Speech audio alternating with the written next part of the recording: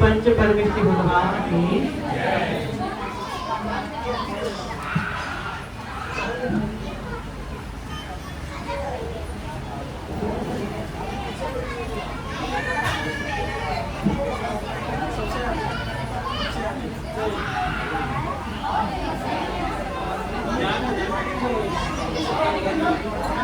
चलिए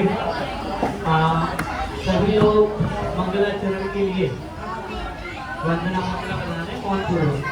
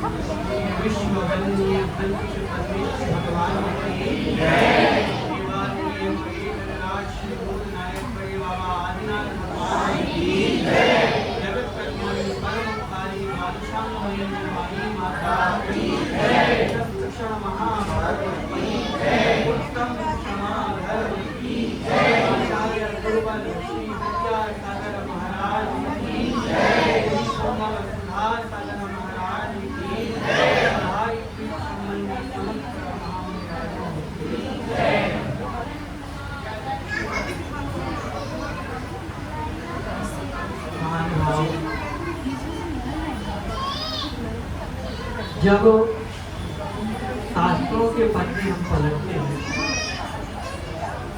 शास्त्रों का स्वाध्याय हम लोग करते हैं, तो सबसे पहले उस शास्त्र की समझ में प्रवेश करने के लिए छह जो कि दौलत राम के द्वारा लिखित है, उसका सहारा लेते हैं। आप लोग सुन तो रहे हैं ना? हाँ नहीं बोलते, कैसे बोलते हैं? आप लोग सुन तो रहे हैं ना? लेकिन सुनने के साथ साथ बोल भी रहे हैं। हमारे कवियों ने कहा है, बहुत सुनबो कम बोलबो, यह है नीति विवेक, इसीलिए प्रकृति ने दिए दुई कान मुक्ति। भगवान ने, प्रकृति ने हमको कान कितने दिए हैं? कितने कान है बेटा आपके? 2। मुझे एक जगह से और मुंह कितने हैं? इसका मतलब ये है सुनो ज्यादा और बोलो। लेकिन ये बात महिलाओं को समझ नहीं आती। ये बात क्यों नहीं आती? उनको तो एक ही कान दिखता है और मुंह दिखते हैं 2। शास्त्र सभा हो, नहीं हो, अगर 4 महिलाएं एक साथ बैठी हैं तो बातें करेंगी क्या? हाँ नहीं, हमें पता नहीं हो का भरोसा। तो मैं ये कह रहा था आपसे, परिस्थिति को समझे, जिनवाणी को बड़े ध्यान से सुने। वैसे ही हम लोगों को साल में 1-2 बार जिनेंद्र भगवान की वाणी सुनने का अवसर मिलता है। बहुत सारे श्रावक जिनेंद्र भगवान की वाणी को सुनने के लिए आए हैं। जगह भली थोड़ी कम है, आवाज भी हो सकता है आपके पास थोड़ी कम पहुंच रही है, लेकिन क्षमता पूर्वक यदि मौन रहेंगे, जिनवाणी के प्रति अगर मनोभाव को रखेंगे तो बहुत अच्छे से सुनने में आएगा। मैं कह रहा था महानुभाव, हम लोग 6 ढाला का आश्रय लेते हैं शास्त्रों में प्रवेश करने के लिए। 6 ढाला आप लोगों ने नाम सुना होगा, बहुत से लोगों ने पढ़ा भी होगा। उसमें पहला ही जो पद्य है, दौलत राम जी ने पहली ढाल की जो पहली पंक्तियां हैं, उसमें हमें बहुत बढ़िया चीज बताई। जो भी बच्चे बोलते हैं, बोल रहे हैं ना, कल हम एक टेप लाएंगे अपने साथ। हाँ, जो बच्चे शोर करेंगे उनके मुंह पे लगा देंगे। हाँ, उसको कोई मतलब नहीं है। मैं कह रहा था कि दौलत राम जी ने बहुत अच्छी बात कही है जो हमें समझना है और उनकी बात को अपने जीवन में लाना है। उन्होंने कहा है कि हे प्राणियों, हे भव्य जीवों, इस प्रकृति में अनंतानंत जीव हैं और सभी के सभी जीव सुख चाहते हैं, दुखों से घबराते हैं। त्रिभुवन में जीवन सुख चाहे दुख तय भयवंत, ताते दुख हारी सुख कार, कहे सीख गुरु करुणाधार। देखो महिलाओं को याद भी है, ऐसे बोलो तो आनंद आता है। हाँ, यहाँ बोलो, मैं मना नहीं करूँगा। उन्होंने कितनी बढ़िया बात की कि हे भगवान जी, वो ध्यान से सुनना। ये बात अगर आपके समझ में आ गई तो निश्चित रूप से आप धर्म को समझने लगेंगे। ये 2 लाइन अगर आपने सुन ली तो समझ लेना कि 10 लक्षण धर्म में हम प्रवेश कर रहे हैं। उन्होंने कहा कि हे भगवान जीवों, इस संसार में अनंतानंत जीव हैं, एक दो नहीं है, अनंतानंत जीव हैं। हम तो जीव केवल मनुष्य को मानते हैं, जीव भी जीव है, देव नारी स्त्रियां सब जीव हैं और सब जीवों में एक कोई विशेष बात है, कॉमन बात है, तो वो क्या है? सबके सब सुख चाहते हैं और दुखों से घबराते हैं। आप सभी लोग यहाँ बैठे हैं कि चलो भैया जी कोई बात बताएंगे, कोई बात बताएंगे, हम लोगों को पता चलेगी और पता चलने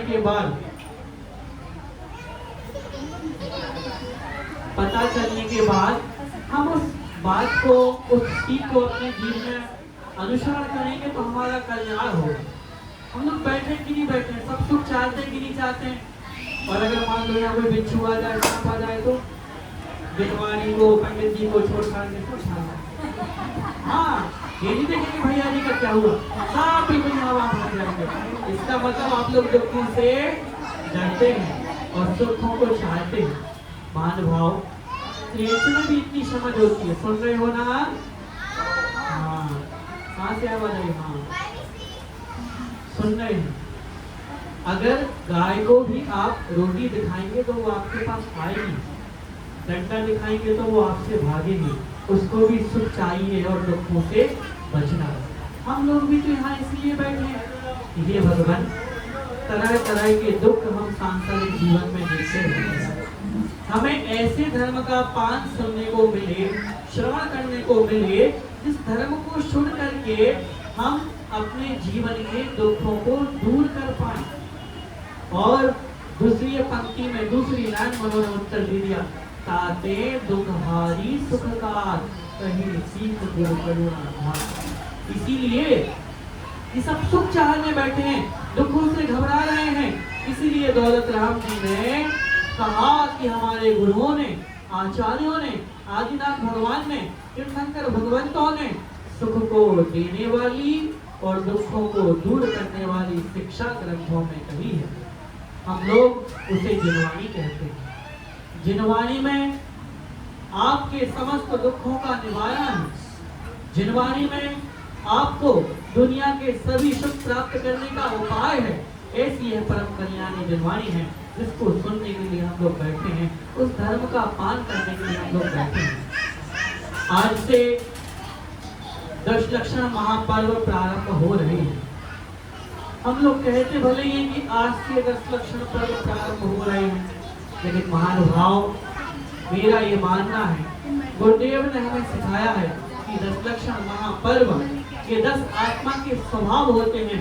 वे किसी तिथि या तारीख के मोहताज नहीं है कि पंचमी से लेकर के चतुर्दशी तक आते हैं। जब क्षमा वाणी आएगी तभी हम शौर्य और उत्तम क्षमा बोलेंगे, बाकी दिन नहीं बोलेंगे। नहीं, ये दशलक्षण महापर्व हमारी आत्मा का स्वभाव है। क्षमा का कोई दिन नहीं होता महानुभाव। जब हमसे गलती हो जाए तब हम लोग उत्तम क्षमा मांग सकते हैं। सरलता का कोई दिन नहीं होता। प्रतिदिन ये 10 दिन हमारे जीवन में रहते हैं, लेकिन विशेष रूप से दशलक्षण महापर्व हम लोग भादवे के महीने में मनाते हैं। अभी प्रश्न भी पूछूंगा आप लोगों से, ध्यान से सुनना। ये दशलक्षण महापर्व मात्र भादवे के महीने में नहीं, साल में 3 बार आते हैं। कितनी बार? हाँ, एक तो भादवे के महीने में, एक माघ के महीने में और एक चैत के महीने में।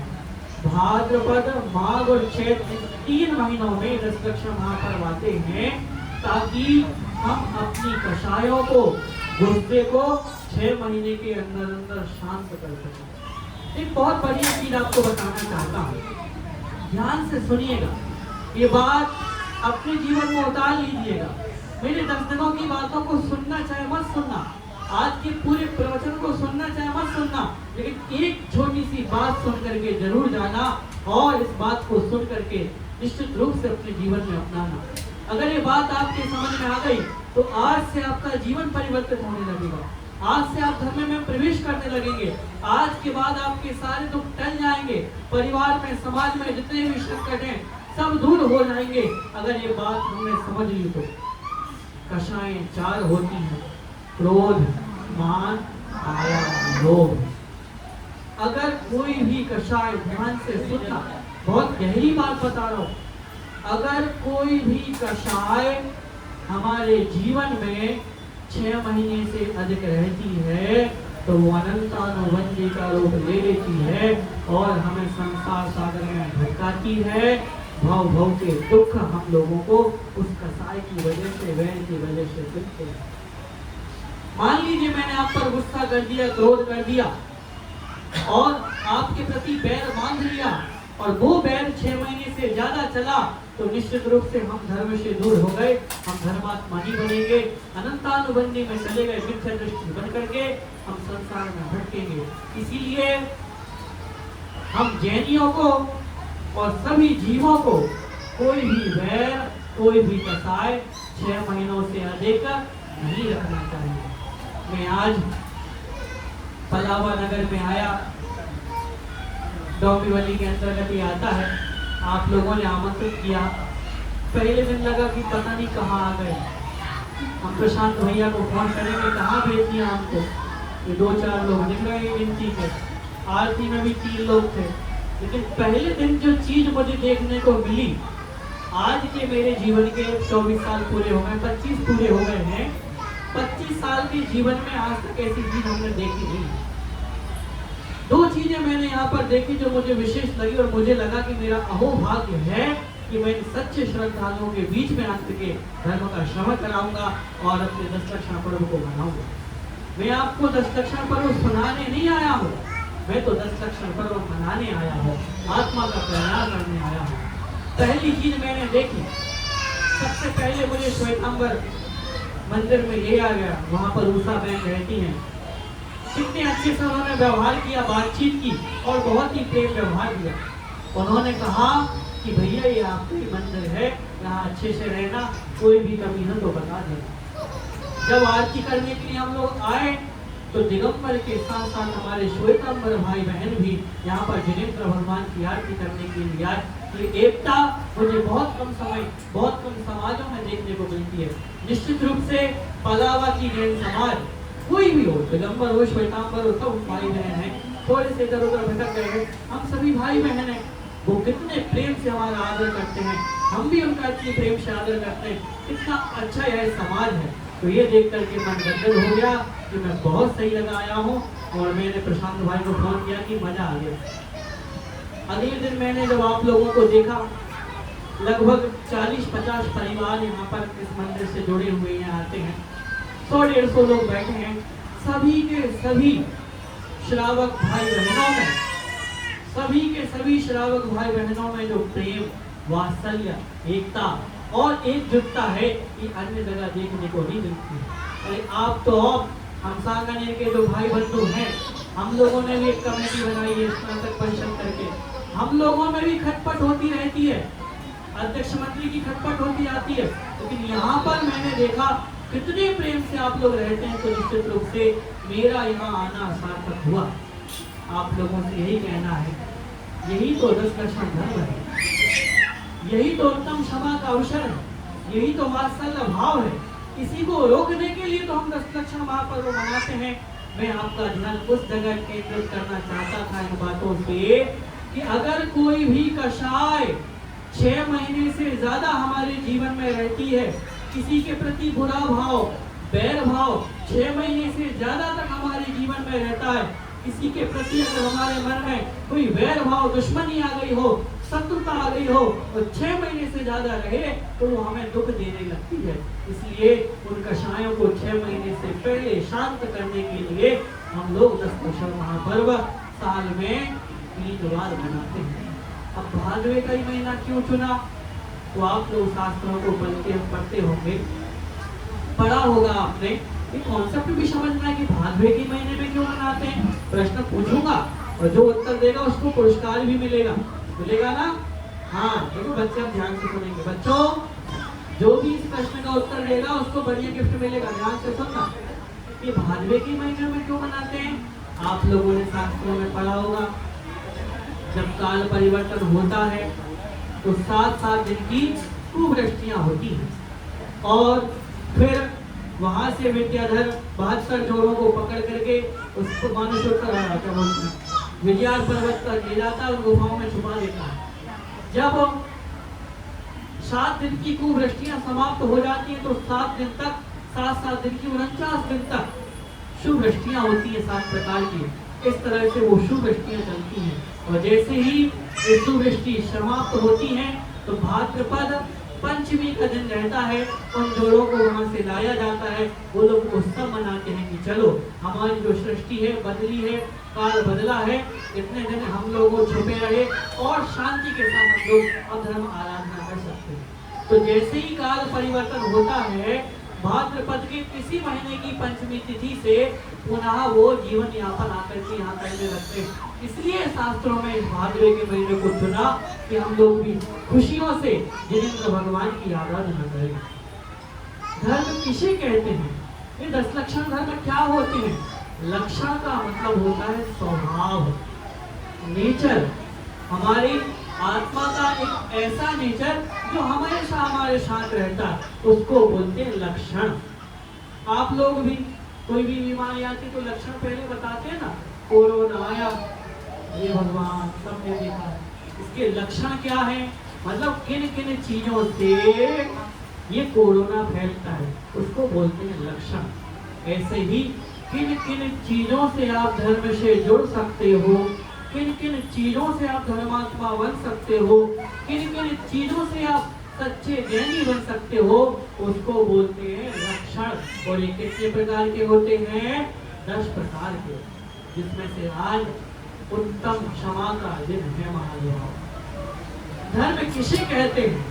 क्या अभिषेक करने को धर्म कहते हैं? क्या पूजन करने को धर्म कहते हैं? क्या श्रावक प्रतिक्रमण करने को, सामायिक करने को धर्म कहते हैं? क्या मुनि बनने को धर्म कहते हैं? क्या हमने बोलियां ले ली, अपना नाम लिखवा दिया, उसको धर्म कहते हैं? किसको धर्म कहते हैं पता ही नहीं है।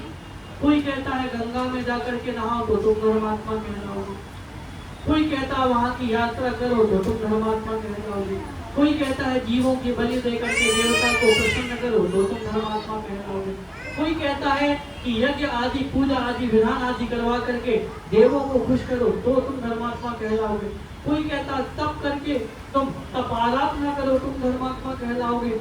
अगर आज हम बाहर जाकर के धर्म की परिभाषा पूछेंगे तो जो धर्म से दूर है वो तो अनास्तिक हो जाएगा। वो तो जिनेंद्र भगवान के प्रति आस्था करता तो नास्तिक होकर के धर्म को छोड़ देगा। क्या कोई कुछ धर्म मत बताता है, कोई कुछ धर्म मत बताता है, कोई कुछ बताता है, तो धर्म है क्या? किसको हम धर्म माने? अब जिससे पूछते हैं ऐसा करो, वैसा करो, ये करो, वो करो, क्या करें? कोई कहता है बोली लो, कोई कहता है आहार दान दो, कोई कहता है प्रतिदिन अभिषेक करो, आलू का त्याग करो, रात्रि भोजन का त्याग करो। हम तो परेशान हो गए भैया जी धर्म करते करते, लेकिन आज तक हमारा धर्म पूरा ही नहीं हुआ। क्या करें? तो आचार्यों ने कहा है, क्या कहा है कि जो आपको संसार के दुखों से निकाल करके, ध्यान से सुनना, धर्म किसे कहते हैं बेटा? जो आपको संसार के दुखों से निकाल करके उत्तम सुख की प्राप्ति कराए, जो आपके दुखों को दूर करे, कर्मों को दूर करे, वह धर्म है। शास्त्रों में किसी क्रिया को धर्म नहीं बताया, उन भावों को धर्म बताया जिन भावों के माध्यम से आप अपने संसार से मुक्ति को पाएंगे। अगर आपके भाव अभिषेक में लगते हैं, उससे कर्म निर्जरा होती है, वो आपका धर्म है। अगर आपके भाव बोली लेकर के दान देने में हर्षित होते हैं, निर्मल परिणाम होते हैं, वो आपका धर्म है। जैन धर्म ऐसा एक पहलू नहीं है कि एक ही चीज को पकड़ के बैठे धर्म है, नहीं। जहां जहां आपके भावों के माध्यम से कर्मों की निर्जरा होगी, आपके परिणाम जहां शांत रहेंगे, कषायों से, पापों से आप जहां पर बचेंगे, वो क्रिया आपके लिए धर्म हो जाएगी। इसलिए हमारे जैन शासन में तरह तरह की क्रियाओं के माध्यम से धर्म बताया जाता है। बहुत से लोग कहते हैं हमारा बेटा धर्मात्मा नहीं है, मंदिर नहीं जाता, दान नहीं देता, बोली नहीं ले पाता, ये तो धर्म से दूर है। मैं कहता हूँ संसार का कोई भी प्राणी धर्म से दूर हो ही नहीं सकता। ये 10 स्वभाव हर प्राणी के अंदर रहेंगे। मैं आपसे पूछना चाहता हूँ, क्या क्षमा का भाव आपके अंदर नहीं है? क्या आपके बच्चे के अंदर क्षमा का भाव नहीं है? गुस्सा बहुत करता है, अरे भैया कितना करता है, 4-6 घंटे के बाद तो शांत हो जाता है कि नहीं हो जाता? जब वो शांत हो जाता है तो वो धर्म से जुड़ा है। इसलिए कोई भी व्यक्ति धर्म से दूर हो ही नहीं सकता। तो धर्म की परिभाषा मात्र इतनी ही है कि जो हमारे भाव कर्म निर्जरा में कर्म बने, उन भावों को और भावों के द्वारा की गई क्रिया को धर्म कहते हैं। अब ये कई तरह का होता है। वस्तु स्वभाव धर्म, वस्तु का स्वभाव धर्म होता है। चारित्रम खलु धम्मो, चारित्र को ही धर्म कहा गया है। जीवार रक्षणम धम्मो, जीवों की रक्षा करना धर्म है।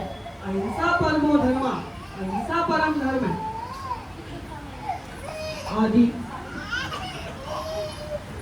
आदि आदि क्रियाएं धर्म के अंतर्गत आती हैं। इसलिए धर्म किसी एक क्रिया का नाम नहीं है, धर्म भाव का नाम है। अगर आपके भाव किसी दूसरी क्रिया में लगते हैं, वो आपका धर्म है। दूसरी क्रिया में लगते हैं तो वो धर्म है। तो धर्म क्रिया में नहीं, धर्म भाव में होता है। अगर आप छोटी सी क्रिया, सुनना ध्यान से, अगर आप छोटी सी क्रिया भाव पूर्ण करते हैं तो उसमें आपको ज्यादा धर्म लगता है, और बड़ी क्रिया में भाव नहीं होते तो कम धर्म लगता है। आज उत्तम क्षमा का दिन है। क्या है क्षमा? हम क्षमा को क्यों करें, कैसे करें, क्षमा को करने से हमें लाभ क्या होगा? क्या अभी तक हमारे जीवन में क्षमा नहीं है? अगर हमें क्षमा को अपने धर्म में लाना है तो कैसे लाएं? अगर किसी से हमारा बैर है तो कैसे उस बैर को दूर करें, हमको समझना है। महानुभाव, मुनियों की क्षमा आज हम लोगों ने पढ़ी कि अगर कोई घर से निकाले तन विदारे बैर ना जो जहां करे, अगर कोई हमारे घर से निकाल दे, हमारे शरीर को टुकड़े टुकड़े भी कर दे, तो अगर हमारे परिणाम शांत रहे वो हमारा क्षमा धर्म है। 24 घंटे में हम सभी लोगों को बहुत से ऐसे विकल्प प्रकल्प आते रहते हैं जो गुस्से का कारण बनते हैं। आप लोग भोजन करने गए, श्रीमती ने नमक नहीं डाला, कारण बना कि नहीं गुस्सा आए। ऑफिस गए, समय से नहीं पहुंचे, आपके जो बॉस ऊपर वाले हैं उन्होंने कोई काम आपको दे दिया, नहीं किया, डांट दिया, गुस्से का कारण बना। आपने अपने से छोटे को किसी को कोई काम दिया था, उसने नहीं किया, वो गुस्से का कारण बना। ट्रैफिक जाम लग गया। सांसारिक बातें बता रहा हूँ। तरह तरह की उपाय, तरह तरह के उपक्रम आपको मिलेंगे जिन कारणों से आपको गुस्सा आएगा। ऐसी उन परिस्थितियों में शांत परिणाम रखना ही क्षमा धर्म है। मंदिर में आए, अभिषेक नहीं मिल पाया, किसी ने छू लिया, द्रव्य नहीं मिल पाई, पंखा नहीं चला, आवाज नहीं आई, कमेटी ने व्यवस्था नहीं की, तरह तरह के मंदिर में भी आपको उपक्रम मिलेंगे। ऐसी उस परिस्थिति में हम लोग अपने परिणामों को शांत रखेंगे तो समझ लेना हम उत्तम क्षमा को धारण कर रहे हैं। आलोक भैया ने कहा, हाँ, आलोक का मतलब होता है प्रकाश, और आदिनाथ भगवान का प्रकाश ऐसा है जिसमें जगत आलोकित हो रहा है। तो आलोक तो सबसे बड़े वही हैं, उनकी परछाई हमें आलोक भैया में दिखाई देती है। ऐसी है समाज, निश्चित रूप से बहुत तरक्की करेगी, उन्नति करेगी। अभी हम लोग भक्तामृत स्तोत्र का पाठ कर रहे थे, इससे मुझे याद आया कि सबसे बड़ा क्षमा का उदाहरण कोई है तो कौन है? आचार्य मार्तंड महाराज। हम लोग गुस्सा क्यों करते हैं? हमारी इंसल्ट करते हैं, हमें योग्यता होने पर भी उचित सम्मान नहीं दिया गया, गुस्सा कर लेते हैं। आदि आदि कारणों से गुस्सा करते हैं। देखिए आचार्य मानतों महाराज को, आचार्य मानतों महाराज को बीच सभा में खड़ा करके बोला गया, तुम अच्छी कविता लिखते हो, हमको कविता सुनाओ। संत तो, दिगंबर संत तो किसी की अधीनता को स्वीकार नहीं करते हैं। उन्होंने सोचा कि मुझे बंदी बना करके लाए हैं और मैंने काव्य पाठ जिनेंद्र भगवान की स्तुति के लिए सीखा है, किसी के मनोरंजन के लिए नहीं। उनको 20 सभा में बंदी बनाया गया, उन्होंने मौन व्रत स्वीकार कर लिया, गुस्सा नहीं किया। बोला कि तुम्हें कविता आती तो हमें कविता सुनाओ, लेकिन आचार्य मानतों ने मौन स्वीकार कर लिया। कितने बुरे बुरे शब्द कहे, ये तो मूर्ख है, इसको तो कुछ नहीं आता, इसकी हंसी उड़ाओ, अरे ये तो गूंगा है, अरे ये तो ढोंगी है, अरे तो अज्ञानी है, इसको बंदी घर में बंद कर दो। ऐसी स्थिति में एक नहीं 48 सालों के अंदर उनको बंद किया गया। और वहां जाकर के भी वो जिनेंद्र भगवान से क्या कहते, उनसे नहीं बोला और ये शिकायत नहीं की भगवान से कि मैं इतना ज्ञानी हूँ, मेरी निंदा कर दी, नहीं। भगवान से क्या बोला? अल्पश्रुतम श्रुतवताम परिहास धाम तद्भक्ति एव मुखरी गुरुदेव। हे भगवान, वो सही कहते हैं, मैं अल्पश्रुत हूँ, कुछ नहीं आता मुझे, अज्ञानी हूँ, कुछ भी नहीं आता मुझे, और विद्वानों की सभा में हंसी कराने का पात्र हूँ। मैं इतना ज्ञान हूँ भगवान कि मुझे एक शब्द भी बोलना नहीं आता। अगर 4 लोगों के बीच में मुझे खड़ा कर दिया जाए तो मैं एक शब्द भी नहीं बोल सकता। मैं तो बस आपकी भक्ति के कारण से 2-4 शब्द बोल लेता हूँ और आपकी स्तुति कर लेता हूँ। वो सही कह रहे थे। हम अगर कोई हमें बोल दे तो ये नहीं आता, तो नहीं आते हुए बोल लेंगे अरे कैसे कैसे नहीं आता, हमको तो बहुत कुछ आता है। ये आचार्य मानतों महाराज से आप लोग सीखें, पाषाण भगवान से क्षमा सीखो। महानुभाव, ध्यान में बैठे हैं, कोई वैर नहीं है, कोई दुश्मनी नहीं है, फिर भी कोई संवर नाम का देव जिसे हम कमट के नाम से जानते हैं, आता है और बिना मतलब पत्थर फेंकने लगता है, पानी बरसाने लगता है, घरमुंडों की माला पहनाए और दागमों को भेजता है, बारिश लाता है, बाढ़ लाता है, बिजली चमकाता है, ध्यान भ्रष्ट करता है, फिर भी पाषाण भगवान शांति से बैठे हैं और शांति से बैठे बैठे क्रोध को सहन कर रहे हैं। हम लोग पाषाण भगवान से क्षमा को सीख सकते हैं।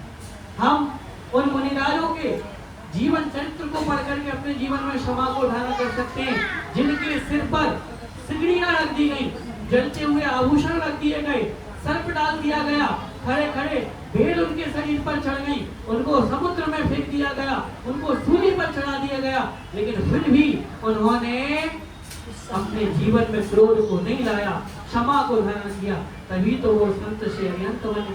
और हम उस क्रोध को करके संसार में भटक रहे हैं और क्षमा से दूर हो रहे हैं। मारेगा हमको आज अपने अपराधों की क्षमा मांगना है। अपने अपराधों की क्षमा हम प्रतिक्रमण करके नहीं मांग सकते कि हमने प्रतिक्रमण पाठ पढ़ लिया कि सब लोग हमको क्षमा करें, हम क्षमा से दूर हो जाएंगे, हमारा वैर भाव नष्ट हो जाएगा। नहीं, अगर आपके मन में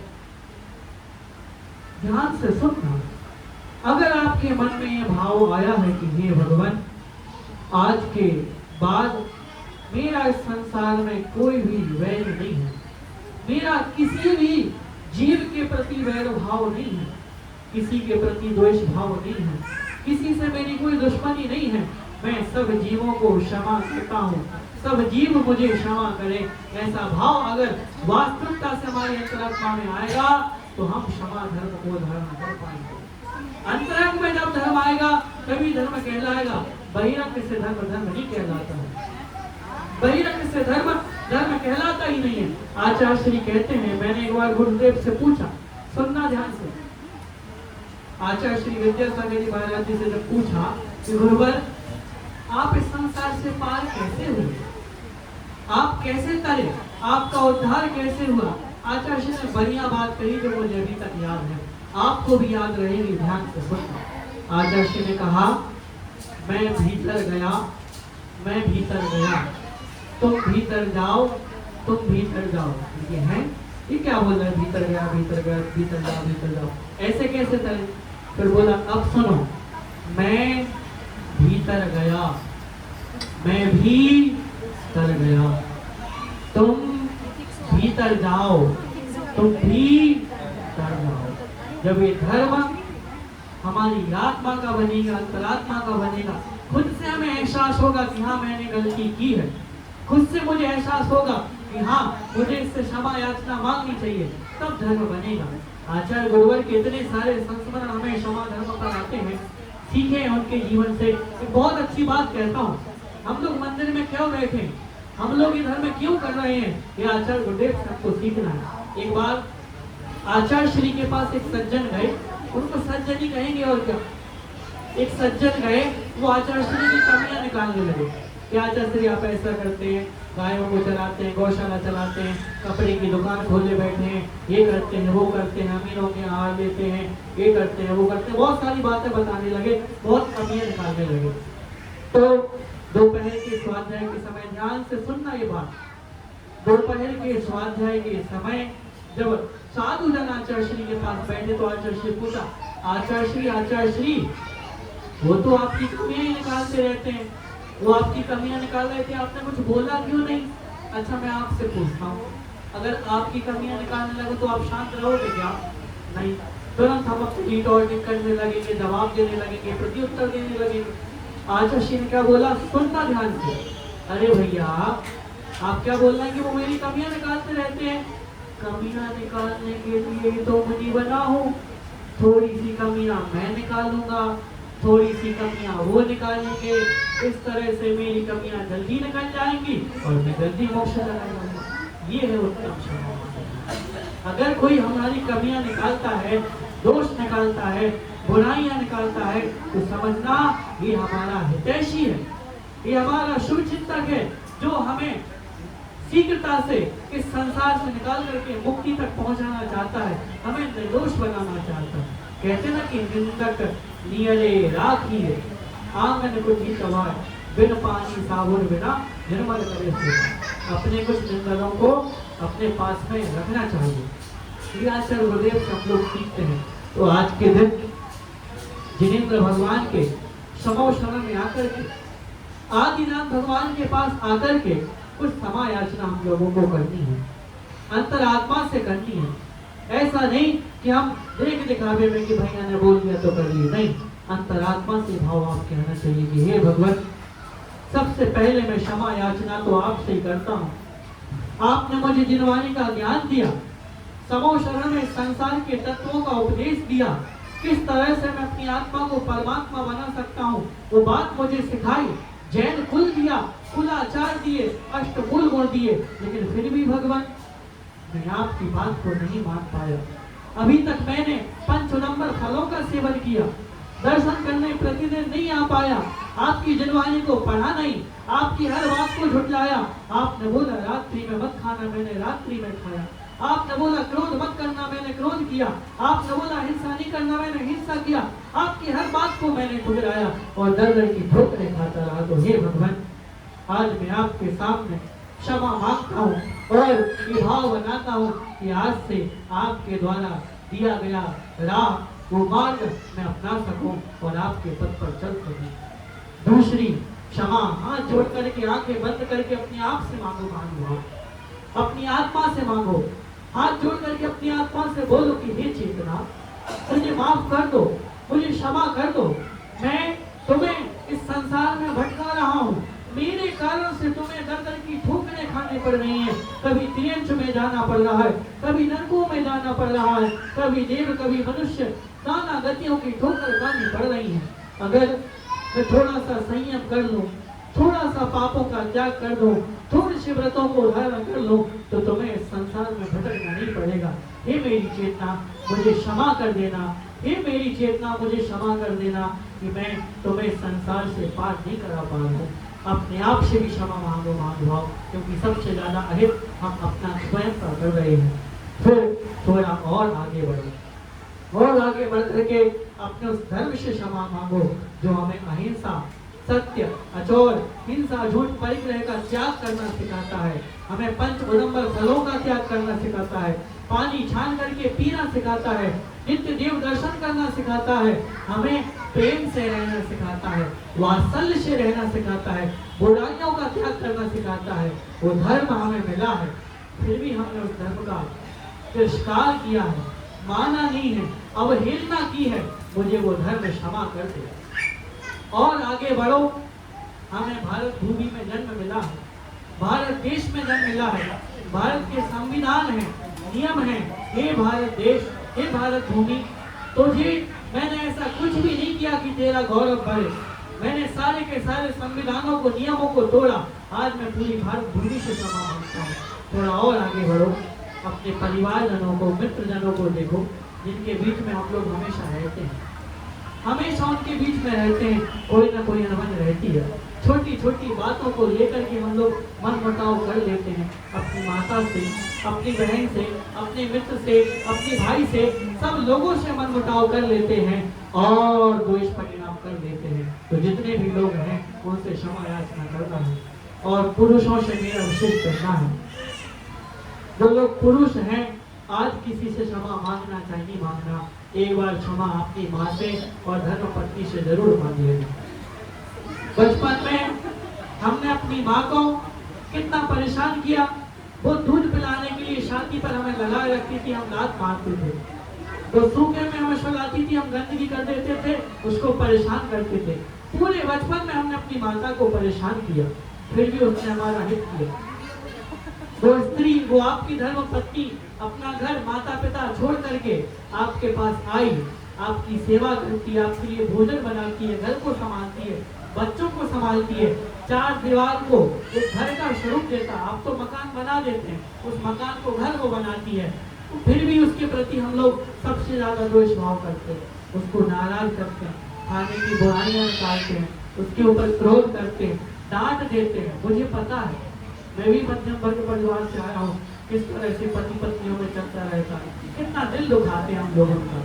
तो एक बार क्षमा, हमें ईगो आ जाता है कि कैसे हम अपनी पत्नी के सामने झुके, तो एक बार सच्चे मन से बोल देना कि उत्तम क्षमा, मैंने जीवन भर तुम्हें परेशान किया है और आज से मैं कोशिश करूंगा कि तुम्हें कम परेशान करूं। फिर अपने पिता से, माता से, भाई बंधुओं से, परिवार मित्रों से, सबसे क्षमा याचना हम लोगों को करनी है। आपस में क्षमा याचना। अरे देखो वो खुश हो गई। देवा खुश हो गई कि आज तो चलो एक दिन तो सॉरी बोल। देवियों बेचारे वो भी ऑफिस में काम करते हैं,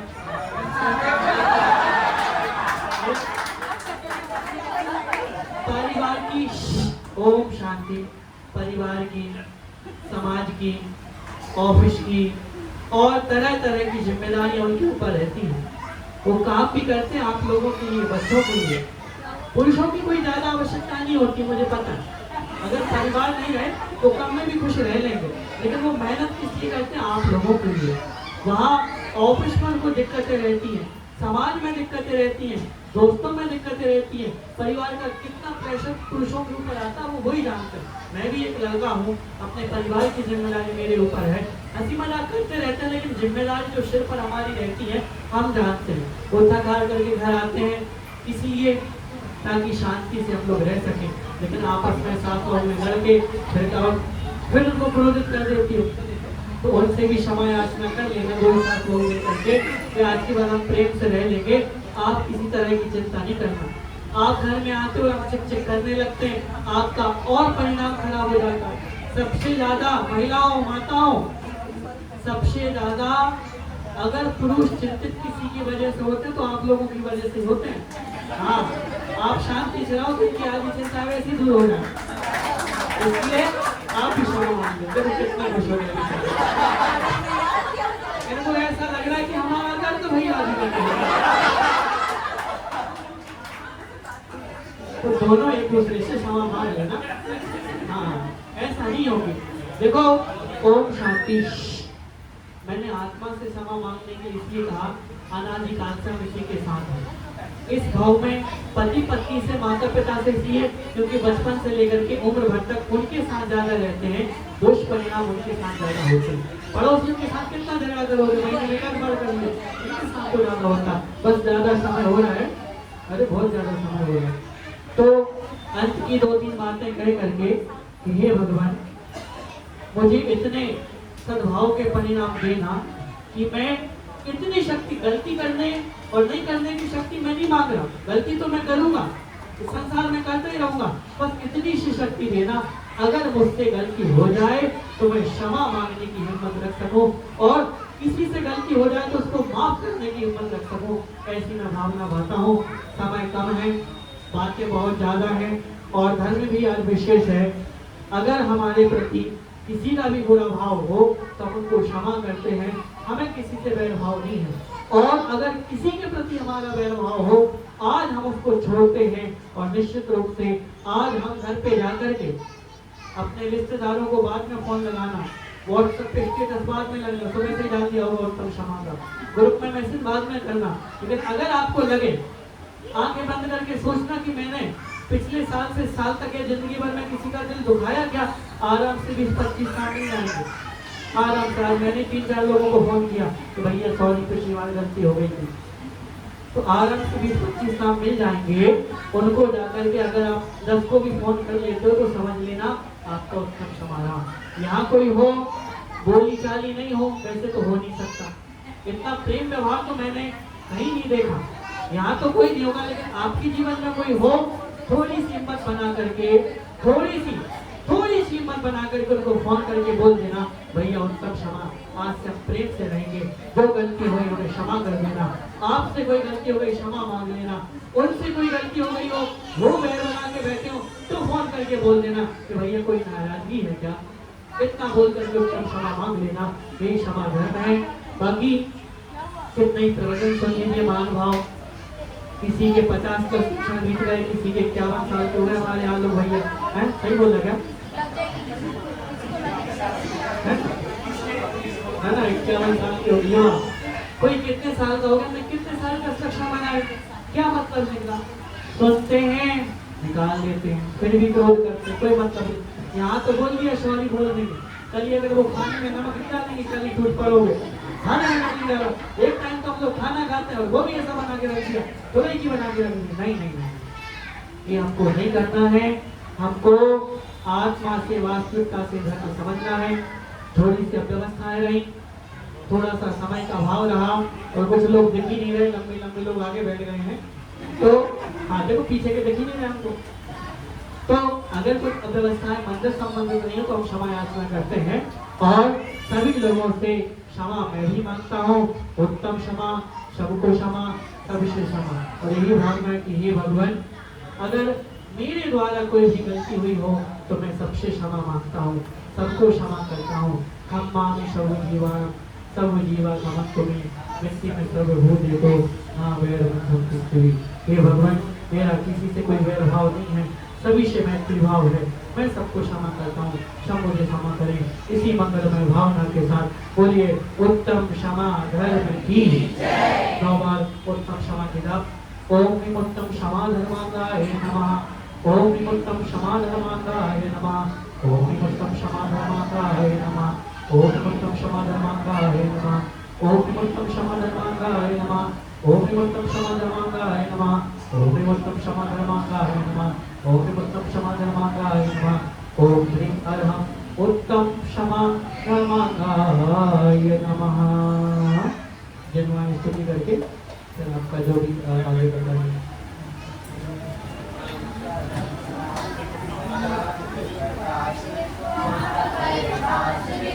तुलसी बतानी चाहूँ बताने को पंद्रही दीवाने को सुपर प्रसारने को परम प्रमाणी अनुभव बताए को के जताए को कहूँ न सताए को कभी उतारने को मार के उतारने को सूत्र उतारने को यही जिम्मेवारी है।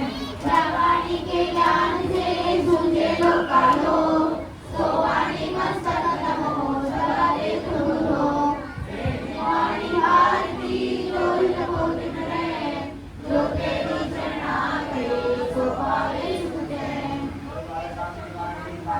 की जय।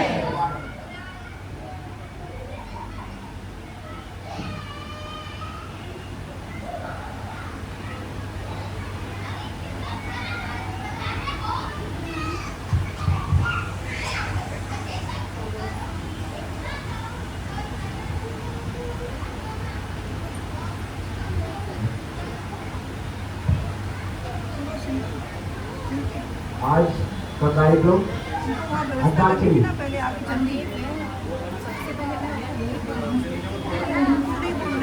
वहाँ देखते हो पुलिस रोड में बहुत ही शानदार कार्यक्रम होने वाला है। कृपया सभी से मिलने में और भवन के ऊपर जो हॉल है